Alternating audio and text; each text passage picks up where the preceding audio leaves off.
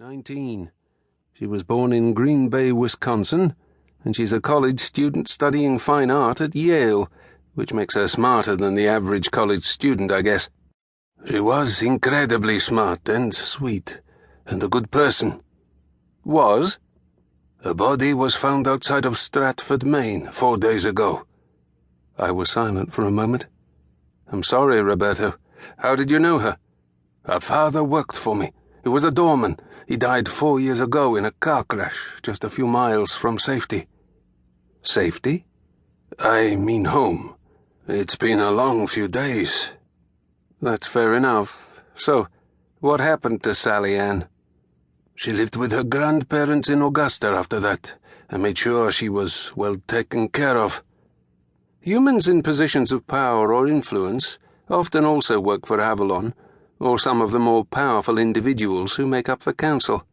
Humans are a good way to find out who's who in a city, and I knew from previous experience that Roberto was very protective of anyone who worked for him. So, why was she in Stratford? She went there a lot. She'd met some artistic types a few years ago, and she liked to go there to meet them and draw. She was supposed to be on her way there when she was murdered. Whoever killed her dumped the body in a shallow ditch and let the heavy snowfall cover her. We only found her because a local fell into the ditch.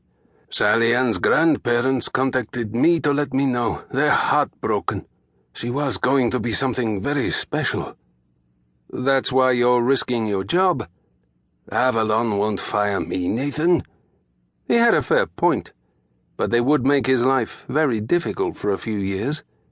Roberto was a head of a division of the SOA, or Sword of Avalon. The SOA are the Internal Security Agency for Avalon. They're a mixture of an internal affairs department and the Secret Service. Here's the thing I don't understand, I said, sliding the picture of Sally Ann back into the envelope. Why me? You're more than capable of investigating this yourself. You'll see, he said. I promise all of your questions will be answered in Portland. Then put your foot down, because this whole thing is making me nervous. The rest of the journey was done in silence, allowing me to get a few hours' sleep. Roberto woke me once he'd pulled up outside a bar called The Mill and switched off the engine. I yawned and opened the car door, stretching as the cold air of winter in Maine made sure I was fully awake. The snow had let up for the day, but it covered everything in an inch-thick layer of whiteness which crunched underfoot as I made my way around the car to join Roberto, who was waiting for me. In here, Roberto said as he pushed open the bar door. I glanced up at the sign that hung above the window and stepped inside. The warmth flowed over me like a welcome embrace.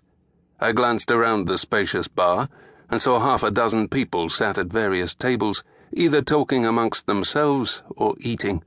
I spotted Roberto talking to the bartender, and he waved me over. Nice place, I said. I remember it being a bit more of a hovel. Roberto opened his mouth to speak when a woman walked up to us, her heels clicking on the bare wooden floor.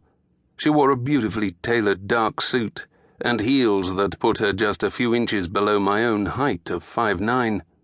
Her eyes were deepest blue and contrasted nicely with her long, almost black hair. "Mr. Garrett, Mr. Cortez, my name is Rebecca Dean. Please follow me," she said and turned to walk away.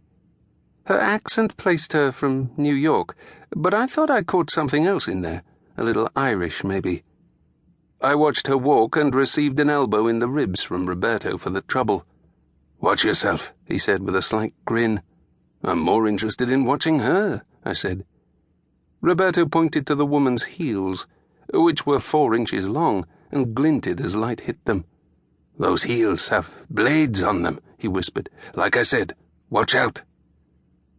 The woman led us up a flight of stairs and down a corridor, where she opened the door and beckoned us inside.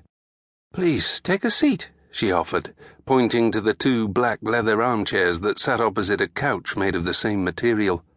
A glass coffee table lay between the chairs and couch, and as I sat in one of the chairs, I took the opportunity to survey the room. It was a fairly large office at about 30 by 30 foot, but it contained